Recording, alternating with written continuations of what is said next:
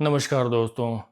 सबसे बड़ा सवाल होता है डिवोर्स के बाद कि एलिमनी किसको मिलेगी, कितनी मिलेगी? क्या इसका कोई स्पेसिफिक फार्मूला है कि एलिमनी किस बेसिस पे दी जाती है? और क्या ये एलिमनी का कॉन्सेप्ट सिर्फ लेडीज़ के लिए अप्लाई होता है, सिर्फ वाइफ़ को एलिमनी मिल सकती है या हस्बैंड को भी मिल सकती है?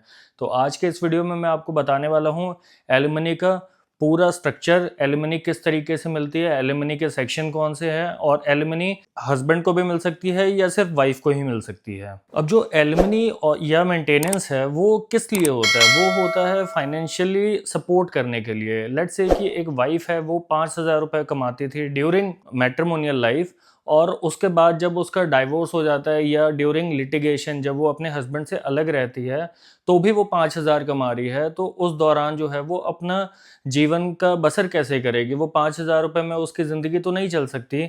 जब वो अपने हस्बैंड के साथ थी तो वो 5,000 कमाती थी तो हस्बैंड उसको सपोर्ट करता था बिकॉज़ वाइफ़ को घर भी देखना होता था तो वो 5,000 में उसका चल जाता था। जो मेंटेनेंस या एलिमनी है ये सिर्फ़ सपोर्ट के लिए होता है। जो वो लाइफ़स्टाइल अपने हस्बैंड के साथ जी रही थी, वही लाइफ़स्टाइल उसको डाइवोर्स के दौरान या लिटिगेशन के दौरान या फिर जो है डाइवोर्स के बाद भी उसको वही लाइफ़स्टाइल मिले। अब ऐसा नहीं है कि ये सिर्फ़ हस्बैंड के ऊपर एक तरीके का लॉ बना दिया है और एक स्ट्रिक्टनेस दे दी है कि यार हस्बैंड को ही पैसे देने हैं। तो इस वीडियो में मैं आपको ये भी बता देता हूँ कि इसमें सेक्शंस कौन से अप्लाई होते हैं। अब section 24 of Hindu marriage act में जो है वो आपको बताता है कि आपको इंटरिम मेंटेनेंस मिल सकती है, यानी कि जब आपका लिटिगेशन चल रहा है, जब आपका डिस्प्यूट चल रहा है हस्बैंड वाइफ का, तो आप सेक्शन 24 की एप्लीकेशन लगा सकते हैं इंटरिम मेंटेनेंस के लिए।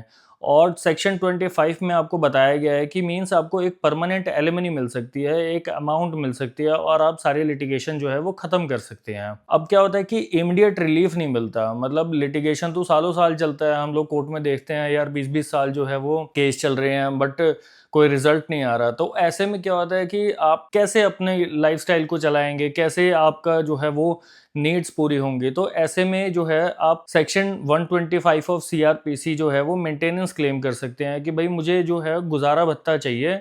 मेरी लाइफ जो है वो ऐसे स्टेज पे है जहाँ पे मैं अर्न नहीं कर रही हूँ या कर रहा हूँ। इसके लिए मुझे पैसा चाहिए अपने पार्टनर से जो कि अर्निंग मेंबर है।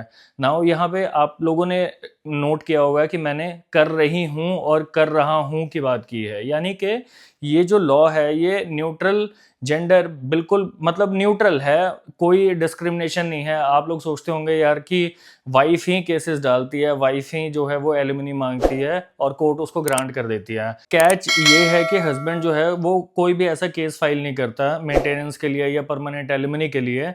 रीज़न बीइंग कि वो वर्किंग मेंबर है, वो पैसा कमाता है और हस्बैंड लोग जो हैं उनकी ईगो इतनी होती है कि वो लोग पैसा मांग भी नहीं सकते अपनी वाइफ से। तो इसलिए वो लोग कभी एप्लीकेशंस ऐसी कोई फाइल करते ही नहीं है। तो नॉर्मली कोर्ट या न्यूज़ में ये बातें आती ही नहीं है कि कुछ कोर्ट ने इस तरीके का व्यू दिया है एक आदमी के लिए।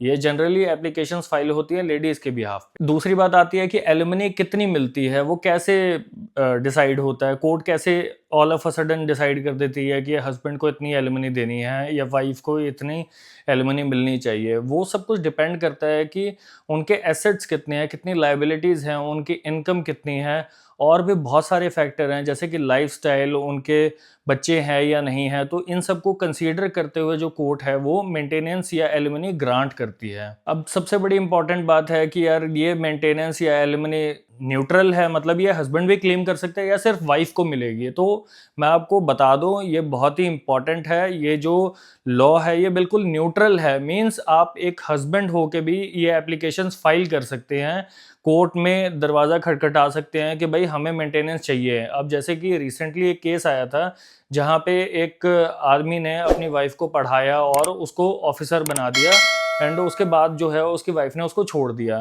तो ऐसे केस में हस्बैंड के पास रेमेडी है कि मीन्स वो कोर्ट में जाए और 125 की एप्लीकेशन लगाए या फिर इंटरिम मेंटेनेंस के लिए जो है वो एप्लीकेशन फाइल करे section 24 of Hindu marriage act में या परमानेंट एलिमनी के लिए डिमांड कर सकता है section 25 of Hindu marriage act में।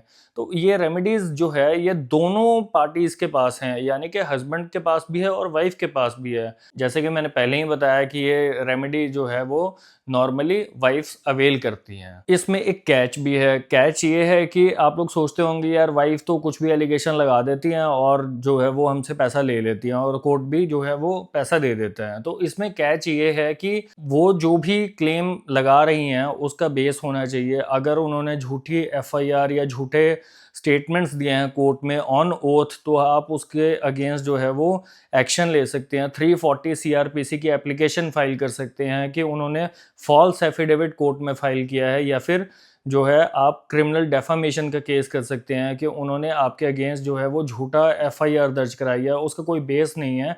तो इन कंडीशंस में जो है वो एलिमनी रिजेक्ट भी हो सकती है, मेंटेनेंस भी इवन रिजेक्ट हो सकती है। और सबसे बड़ी चीज़ ये है कि जो 125 की मेंटेनेंस है वो भी रिजेक्ट हो सकती है ऑन द ग्राउंड अगर आप एडल्ट्री प्रूव कर दें कि मीन्स आपकी वाइफ या हस्बैंड जो है वो किसी और के साथ रिलेशनशिप में थे।